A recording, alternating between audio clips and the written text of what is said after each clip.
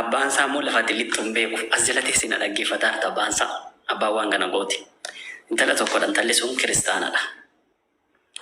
Intalli kuni oromummaaf jettee rakkataan jira cinqamaan jira koottuuti bakka dalagaatii na baasi ba'uu barbaadaa jette. Toolee jedhi. Mana dalagaatii fuudhee tigalee maqaa durbummaarraati dubartiirraati durbarraati gara dubartiitti ishee jijjiire. Safuu waan hin qabuufin akkasitti taasa'a. Durbarraati gara dubartiitti ishee jijjiire dirhaama 4,000 biyya kanaarraa fudhatee viidiyoo qullaa ishee akka isheen dhalattetti ishee waraabee baatee afaan tokko dubbatteennaan miidiyaa irratti gadi si gadhiisaa jedhe. Nama guyyaa tokko waan akkasii godhee hin beekne fedha isheetiin ala. Achiin booda intalli kun maal jette? Ani ofii koo miidiyaa irratti ba'een akka waan kun namaaf barnoota ta'u nan dubbadha miidiyaa irratti. Yeroon eeggataa jira. Amma dallaa natti ijaaramee ture keessaa na baaseera Waaqayyoo. Dallaa sana cabsee ba'een jira. Wantoota sirreeffataa jiruun qabaa. Asiin ba'aa jettee jirti. Alhamdulillah. Nama biraati barumsa taatee garuu. Yoo isiidhaa miidhaallee ta'e nama barumsaa nama biraa irraa barata waan kana. Wanni kun akka lafarra harkifamne shamarran keenya biraan nu gaas taas. Haa argamu. Gara jabina dhiiraa kana haa baranii gadi nu baasa. Walirra osoo qabuu baanne, osoo waliif dhaabatuu baanne, osoo waliif sobuu baanne, osoo waliif kijibuu baanne, waliin miidhaanis hin jiru. Mee waan kana namni baay'een amma dhugaa Rabbii yoo dubbannan amma edaa osoo dubbachuu fedhu osoo waan silaa wal qabuu danda'an amma wannaa tokko nama waa balleesse tokko poolisni akkatti afaanii baastu qabdi. Saayikootti fayyadaman qaban. Akkatti nama harkaa fuudhan qaban. San hin goonu nuti. Wal gaafachuu nama waa balleesse awwalaa waa balleesse jedhaniitiin balleesse jedhee amanu namni waa balleesse. Nama wajjin jiru santu dubbiidhaan waan inni dubbatu afaan keessa eeguudhaan dubbii harkaa baasa. Kanan goonu walii quuxoyna. Wal saalfanna. Ija keessa wal laalla. Kana ammoo osoo hafeetiniin haga dubbii wanni badaan dalagamu kun nurraa dhaabatu akkuma wal saalfannu ta'e wanni badaa yoo nurraa dhaabate namni waan badaa dalagu yoo Rabbiin isa qajeelche yoo nus waan san akka inni qajeelu irratti dhoggineetiniin irratti gadi qabne hin dhaabata wanni kun hin bada. Yoo nu ammoo irra saalfanneefoo waan inni dalage kana yoo nu irratti xiqqishuu amala gargaarsaati ammoo nama tokko yoo qabanii waxxaranii akka poolisaatiin marammartee irraan fuudhin gargaarree jirra gargaaruu jedhama. Nama mbeeku wallahi dhiifama naa ta'an kan jaalladhu mbeeku. Rakkoon qabu adii fedha. Anamma utuu miidiyaa kanarraati wallahi namni gadi galagashee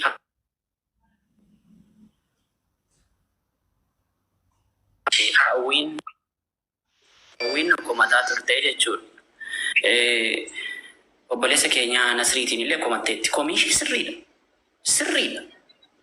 Ani guyyaa tokko ofii kon ofirraa ka'a. Hawwiitiin akkam taatee akkamitti galtee maalidha jedheen gaafanneen. Sirriidha koomishii dhibba. Antalli kun amantaa biraarraatii gamaan amantaa islaamummaatti dhufte. Akka islaamummaatti dirqama nurraa qabdi ishee gaafachuun. Akka ilmoo dubartii tokkotti dirqama nurraa qabdi. Dhannee ishee gaafannee hin beeknu. Ani dhaqee ishee dubbisee hin beeku akka dhuunfaa kootti. Hawwiitiin ilaa kun nama 978 kanarratti hawwi dhiifama guddaa waan islaamummaan na jedhe hin baane. Achi qabaan qabu. Dhufee si gaafachuu dhabuun koo obboleettii islaamummaatiin rabbii walitti hidhe ture.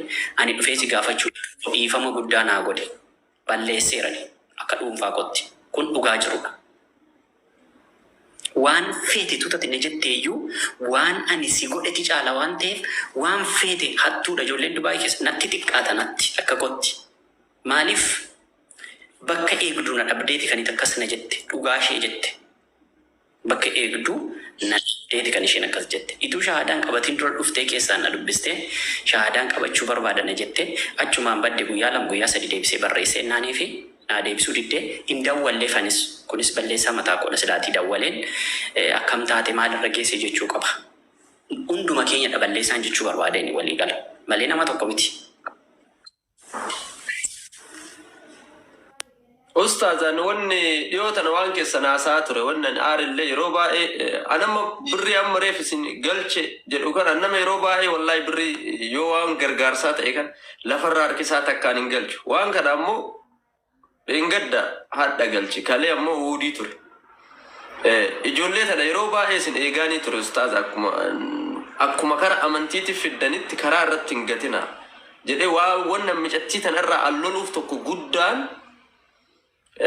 abbaanis obboleessis namicha isii tana amantii qabsiise namicha isii tana shahaadaa qabsiise sababa kanaan ustaazatti ka dhiyoo tanallee gadi galabbaxe isiniin jedhaa ture waan gaarii dalagaa jirtanii akka nama tokko amma ijoollee kana warra kara amantii dhufan bootee qabsiisnen gargaarraa isin jennaan wallaa kan dasna jedhe osoo olii gadi hin gorin nattuun himinaa jedhe koomentii jalaa dubbise waan san kun waan ofirraa guutee jira gammachuudhaan jechuudha. Kanaaf Rabbi sirraa jaallatu obboleessa kiyya qaalii wanti sun waan xumuramee waan amma kanaa ta'e waan muraasa qofa dhabeetta waan tafee xumurameera. Achis anu yoo barbaachisaa ta'e dhaabbummaanu ja'anii yoo godhinaan jedhanii rakkoon qabu waan akkanaa kanarra abbo. Akkasii waan kana yeroo baay'ee fiddanii amma abbaan micattii kana sila Muniir osoo hin ta'in si Ahmad si ture. Ana akka kiyyatti wallahi dhiifa manarraa ta'in dhugaadha wallahi dhugaadha. Akkasii mee warro nama baay'ee dhufe ganniin ay jirti siifanii Nuuraddiinii Suleeymanii nama baay'ee jira. Waalaikum salaam mootii qabadhu fedhe. Maalamoo sabsabaa osoo nimin qoomatti deemtaa? Sabsaba dingatuma yoona nama arrabsitee akkanatti as keessa ta'anii miidhasi kadhachuu wallahi nama arrabsu waan biraatii miti. Astagfirullah nama arrabsu akkasini malee nama arrabsu sanumaaf oseen waan biraallee dadhabu dhufee tilifoona sirraa hin fuudha. Nee muutii qabadhu. Ayyee waan biraa taate dhimma biraa taate kan ifama. Nama guguddaa jira rabbii si uumeedhi. Atillee nama guddaa sanu. Ana malee keessaa xiqqaan hin jiru durriyyeen. Ganni. Oko. Akkam jirta? Nagaa jirta akkam jirta? Dhoko Ustaaz Ahmad akka boltan nagaa oltanii hundi keessan akkam jirta? Dubbin akka durin jirtu dhiira boote dhiira argitetti fiigi akka sareen maraatte ciniintetti. Duuba har'ammoo waan biraati jira moo inni suuraan of duuba keessa kan nama biraati dheetanan bar. Ay waan biraati miti waa'ee warra Dubaay kanarraa waa takka kaaseetiin micattii tana du'uudhaaf dooktarri parsantiin ati jiraachuuf hafuu parsantii xiqqoodha nama yoo duute warra keetitti yookiin reeffa kee asii gabbaasu fidadhu jedhaniin bakka akkuma waytaa biyya kamittuu nama siifarramu si gaafatan jedhaniini jennaan nuu kafaltaaree jedhanii nama du'uuf deemu ilkaan qabnan kolfidhaafus. La ilaha wala biyya Dubaayitti dubbii nu barsiisaa mee dubbiin irra deebiseera nu barsiisi yoo waa kennaa taate Dubaayitti kana jedhaniin kafalii jedhaniin du'uu deemaa warra kiyyannaa himaa jennaan kafalii yaa Rabbi maal kafalti jechuun akka namni ajjeesuuf birrii kafaluu moo of ajjeesuu maal waan isaan hangalle kaaseera adda baasime. Akkam ta'e beektaa gamme micattii tana dhukkubsattee operaasiyoona gochuudhaaf seente. Micattiin tun amma kiniinaan jiraatti. Sa'aatii ammaa kanayyuu kiniina sayyoo dhaabde wannaa miti. Kiniina ilmee likkii fudhatan jechuudha. Biyya kana jira naan jette Jarmanii fi biyya Faranjii maalii jira naan jette kiniinuma kana.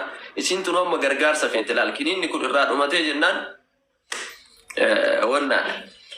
Maal godhanii micattii operaasiyoona gochuu mana yaalaa seentee ويتكلم من على أساسيات إنما سقافة نبيتا ويتبراسونا قوت يا نما سقافة أكنا جتين جل مسررني تمن أتحفون كي برسنتي هجنا يوون كنا كسر قوت إنما ريب كي باسو جنانين دولت إنما سديد دولت سدينو ديبيتو كو ديبسني كفلت إنفنا بري ترانسبورتين وكفلت هاجرني يا ما والله يدي والله بس والله والله nama jaisin ya la argate garu amotu namu wadake farramuuf jecha kafaltii barbaachisaa jechuudha. Kafaltii gaa. Sanfidi kaasi wajji waan jettuun jenna mata kara koon qabu warra afaan illee nu dhukkubu. Mucayyoo amotu nama gaarii tokko laalaatii miidiyaa irratti warri miidiyaa kunillee giza akkanaa kanan dhokataa beeta. Dhimma biyya biraa laala dhimma biyya keessa jiru dhiise. Namuma miidiyaa kanarra jiru kama nama ganni Oko. ما دبجو سنتبه أنا أم أحمد بيتشت جميع كرا أنا أحمد داجا وي ولا راقمنا فيديو رابين لا تفوجئ أسمت إن أرجع أديم فسمت نوام أجئني أحمد ديوام وان سنتمون بس أتيك سواي بجتي تناس دبنة كهوي تس دبنة تجنبو تاتي سكرين ولا تصبح سكرين شوت كوننا كيري كيستيق إيساشي أوكي مكاسن كان ورنا نجن نجارو سيرجو كيسا أوكي كويس بس Asan bakka tuni yoo gargaarsa taate keessan na dubbifte jedhi yoo waan biraa taate tummaan asii itti fixi kalaas ani keessaa gargaarsa dabiraan kalaas ayee bakka keessan si dubbisa ogguu irraa baate. Mul'ata. Ana bira duwwaa malee biraan kalaas galatoo. Bakka ogguu irraa baate Argadheera. Okay, si dawalee ture barree fungaas okay shi. Akkasi ummata mee shamarrante naa ganni waan wahii dhaamiif mee dukkanoytanii jirtan waan isin dandaydan namaan galu beeta. Anama waa miiliyoona na bira jira ganni. Ani dadhabe na gargaarsa sinirraa ganni dhimma dhugaachuu qabdi. Irraatii muramu. Irraa muramu bannoo eebboo. Wallahi. Ila. Ganni nuti dubbisin ganni nuti roorrisee Ustaaza ani isiniini miti oowashinan dubbadha duraan dursa waa takkaan dubbadha Oromootiyaa dhugaa dubbachuuf an Ustaaza Ahmad dhaabadhee odoon ta'in silaa dhugaa taa'ee odoon ta'in dhaabbadheetan isa galateeffachuu barbaada nama akkaan nama bakka qubna garaatti illee argamudha. Nama gandaan nama hin qoonne, nama amantanaan nama hin qoonnedha. Ummata Oromoo nama 1,000 irratti Ustaaz Ahmad umrii kootirraa Waaqayyo dabalee siifaa kennu galatoomi naaf jiraadhu. Waan nu gargaarte hin beektaa, waan nu wajjin taate hin beektaa, arrabsamaallee turtee waa baay'eellee siin jechaa turanii suuraa keetillee sababa keenyaan si garagalchanii si qeeqaa turanii si arrabsaa turanii maqaa ummata Oromoo saba guddaa kanaan galatoomi. Naaf jiraadhu gaafa rabbi jedhee ulataa keenan deebisa lubbuun waan jiraadhe ulataa keenan deebisa naaf jiraadhuun siin jedha haadha koo galatoomi dhugaa waan siin jedhu hin qabu jecha siif hin qabu guddaa tokko naaf galatoomi micayyoon ati hojii rakkattellee biyya galtee maatishii bira geesseerti guddaa tokko naaf jiraadhu naa galatoomi siin jedha itti aansee ummata Dubaay warra Iraa ani engadda biira keessa galee sinirraa muruudhaan jedhe kan na jechisiisellee hojumaa biyya Dubaay keessatti hojjetamaa jirudha. Nama jechisiisa ilmi Oromoo intala Oromootti garaa jabaatee haga alagaanu haga akkas nama hin goone godhamu. Anillee Dubaay jiraata dhiifama nagaa. Ganni dhiifama nagaa fudhate. Ani miskiintota hin jenne muruudhaan jedhee malee ani miskiintota oolaa arabaa duuba oolu ana akka kiyya kushiina arabaa keessa ooltu ni miti ka jedhe. Ani kan jedheen hattuun jedhe. Ati immoo nama qulqulluudha qulqullina keetuu beektaa. Kanaaf waan ani famasi gaafadhu hin qabu. Kanaaf Oromootiyyaa waa'een kun baay'atee jira. Gadi finnee maxxansuullee hin sodaanne. Dhugaa Rabbii Dubaayin keessatti waa baay'ee ta'aa jira. intala Oromoo biyyarraa fidanii dhufanii baangaalitti kan gurguramtee jira dhugaa rabbii. Gidi baastee waan san fiddee maxxansitee waan akka itti dubbatullee si wallaalchisa. Ilmi Oromoo intala Oromoo biyyarraa fidee birriidhaan baangaalitti intala Oromoo ka gurguree jira. Cillamni kun naaf hin bari'in honsobe. Sodaanneetuma us jennee gadi baanee hin dubbachuu sodaannee harrabuma uummata kanaa sodaannee qeeqichuma uummata kanaa sodaannee dubbachuu wallaalle. Intala Oromoo fidanii hannama afaan hin beekne biyyarraa fidanii asitti waan biraa hojjechaa jiran jechuudha. Oko. Maal sodaattan? Maaliif sodaattan? Obboleettii ta'e ta duubatti haftee adaanuun qabdu ati obboleettii matee ta duuba jirtu tuni silaa rabbi balleesse carraa isiiti kana taate. Ta duubaan amma namichi waan san dalage ka biraallee itti deemaa jira gurguratuuf qophaa'aa jira. Nama jaarraa 21 kana keessa ilma namaa gurguratu kana maal irraa sodaattan innuun sodaanne. Kana rakkoodhaan dhaabaa isiniin jedhu wanni kun hafuu qabaa kan isiniin jedhu kana laa. Nama jaarraa Laali uukiyya. Laali haadhoo ko waa baay'ee jira wanni ati sodaattu. Fakkeenyaaf waa'ee seenaati irratti haga maatii koo dirasii waan irra gahee beeka waan irra gahee jira.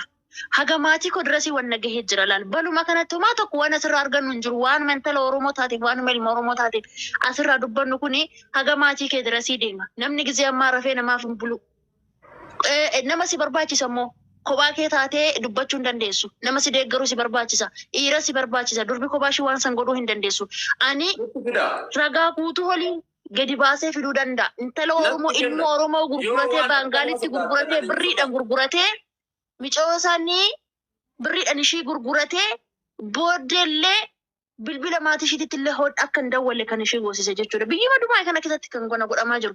Isa bichaa odoon ta'in biyyarraa fidanii biiroodhaan dallaalarraa biyyarraa fidanii mana tokko keessatti akka reeshiitti cufamee yoo barbaadan midhaan itti kennanii yoo barbaadan hooggatanii sanirraan reebaa tumaa waa baay'ee jiru obboleessa koo biyya Dubaayin kana keessatti kan godhamaa jiru.